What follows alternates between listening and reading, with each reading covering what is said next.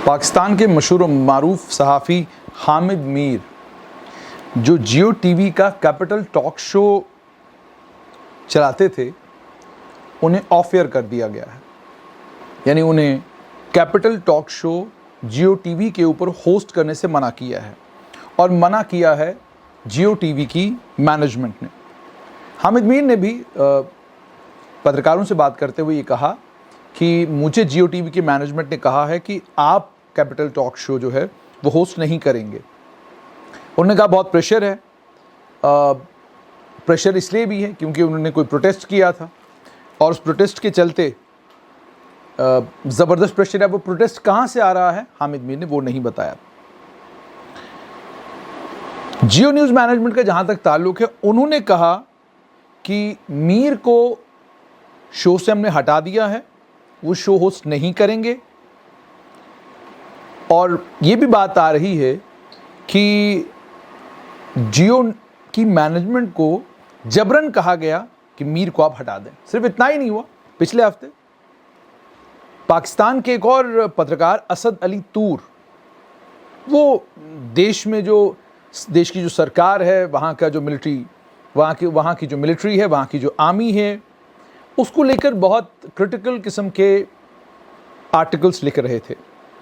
उनके घर पर 3 लोग घुस आए और उन पर हमला किया, उनके साथ मारपीट की और उन्हें उनके काम के लिए डराया धमकाया और उन्हें ये कहा कि आप ये काम करने से बाज आ जाएं। उसके बाद हामिद मीर ने जुमा के दिन शुक्रवार को इस्लामाबाद में एक प्रोटेस्ट किया पत्रकारों ने। वहाँ पर उन्हें धमकी दी थी कि मैं उन तमाम लोगों को आइडेंटिफाई करूँगा जो पत्रकारों के ऊपर पाकिस्तान में हमले कर रहे हैं। उसके बाद उन्होंने अलग अलग शब्दों का प्रयोग किया और उसमें उन्होंने पाकिस्तान की मिलिट्री और पाकिस्तान के आर्मी चीफ जनरल कमर बाजवा का भी नाम लिया। उन्होंने कहा कि आप हमारे घरों में आकर अगर हमें पीटेंगे, हम आपके घरों में नहीं घुस सकते क्योंकि आपके पास टैंक और बंदूकें हैं, लेकिन हम चीज़ों को पब्लिक करेंगे, लोगों के बीच में ले जाएंगे और आपके घरों में जो कुछ होता है वो सब कुछ लोगों के बीच में पहुंच जाएगा। 2014 में हामिद मीर के ऊपर हमला भी हुआ था। उसके बाद उन्होंने और भी बहुत सारी बातें कही। तूर के ऊपर जो हमला हुआ उसको लेकर ये कहा गया है कि एक अटैकर जो है उसने अपने बारे में ये कहा है कि वो आईएसआई के साथ जुड़ा हुआ है। इंटर सर्विस इंटेलिजेंस जो पाकिस्तान का खुफिया तंत्र है, उस खुफिया तंत्र में से एक आदमी ने जो मिस्टर तूर वहाँ के एक पत्रकार हैं उनके ऊपर हमला किया। अब मामला ये है कि जुलाई 2020 में पाकिस्तान के एक बड़े प्रोमिनेंट न्यूज़ होस्ट हैं मतीउल्लाह जान, उनको उनके घर के बाहर से अगवा करके ले गए। उनकी आंखों पर पट्टी बांधी गई, मुंह उनका बंद कर दिया गया और उसके बाद 12 घंटे तक उनके साथ मारपीट होती रही। अप्रैल के महीने में पाकिस्तान के एक और पत्रकार अबसार आलम, उन्हें गोली मारी गई। वो वॉक कर रहे थे और वहाँ पर गोली मारी गई तो उसके बाद वो ज़ख्मी हुए और हॉस्पिटलाइज हुए और ठीक होकर घर पहुँच गए। इन तमाम मामलों में अभी तक कोई अरेस्ट वहाँ पर नहीं हुआ है। मामला ये है कि ये सब कुछ पाकिस्तान में पत्रकारों के साथ वहाँ की सरकार और वहाँ की फ़ौज कर रही है। और बहुत सारे वो लोग जो हमारे देश में छोटी बात हो या बड़ी बात हो, पत्रकारों से जुड़ी हुई हो या पत्रकारों के साथ जुड़ी हुई ना हो, समाज सेवकों के साथ जुड़ी हुई हो, हर उस बात को लेकर फ़ौरन लंबे लंबे लेख अपने फेसबुक के ऊपर, सोशल मीडिया के ऊपर लिखते हैं।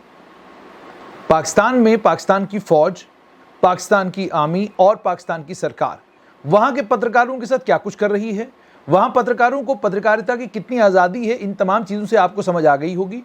और जो पत्रकार सरकार की ज़ुबान नहीं बोलते, जो पत्रकार फ़ौज की ज़ुबान नहीं बोलते, उन पत्रकारों के साथ वहाँ पर क्या कुछ किया जाता है वो भी आपको इन तमाम खबरों से पता चल गया होगा। अब सवाल यहाँ पर यह है कि जब हम क्रिटिसाइज़ करने लगें, जब हम अभिव्यक्ति की आज़ादी की बात करें, जब हम पत्रकारिता में आज़ादी की बात करें, तो क्या हमारे मापदंड एक जैसे हैं? कहीं ऐसा तो नहीं है कि हमको लाल लाल दिखता है, हरा हरा दिखता है, काला काला दिखता है, अलग अलग रंग हमको दिखते हैं और हम हर रंग की इंटरप्रिटेशन हमारी अलग अलग जगहों पर अलग अलग है।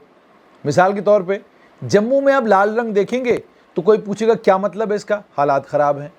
अब इसी लाल रंग को अगर आप दिल्ली में जाकर देखें, क्या मतलब है इसका, हालात बहुत अच्छे हैं।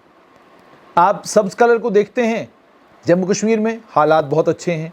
इसी रंग को अगर आप दिल्ली में देखते हैं तो आप कहते हैं कि हालात बहुत ख़राब हैं। यानी इंटरप्रिटेशन है, हर एक जगह पर अलग अलग जगह पर अलग अलग तरह की इंटरप्रिटेशन है।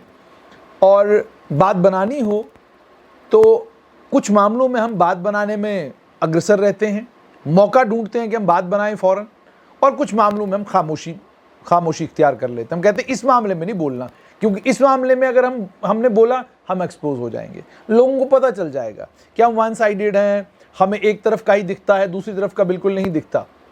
जहाँ तक पत्रकारिता का ताल्लुक है, आप जब तक मीठा मीठा बोलेंगे सबको अच्छा लगेगा, और जब आप खट्टा खट्टा बोलना शुरू करेंगे आप किसी को अच्छे नहीं लगेंगे।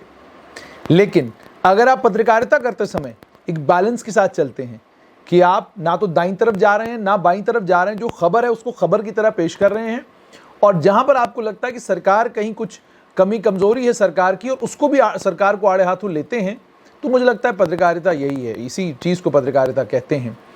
लेकिन जैसे मैंने कहा, कहीं का लाल हमको हरा नज़र आता है और कहीं का हरा हमको लाल नज़र आता है, अपने अपने देखने का नज़रिया है।